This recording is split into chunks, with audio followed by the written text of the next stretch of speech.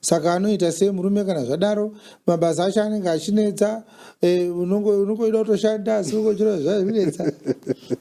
Zvinhu izvi makazvitadza kubva kudhara. Musi wamakatama ngavaende mberi imi munozotevera ndo pakarasikira nyaya yese ipapo.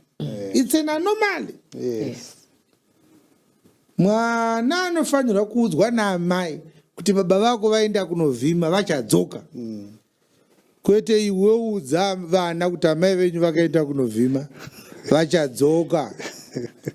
Aiwa handizvo. Yes. Kana zvakaitika, it was a mistake.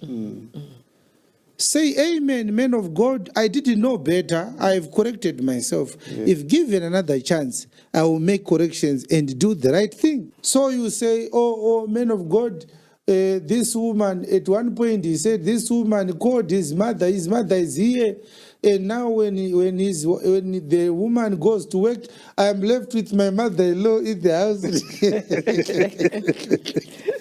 So I'm asking her, when will she go back to Zimbabwe? She is saying she will go when she wants. And this mother-in-law has no plans of going back. Now, is this a language of a patriarch, of the head of the family? No. Saka zvinofamba sei Bishop? Amai vaenda kubasa, iwo wasara nehambo yapamba. And you are complaining. Adzimai ava vachida kudzokera kumusha. Kana ndimi apostle zvinofamba sei? Iye ndiye angadaenda kubasa, mudzimai osara kumba.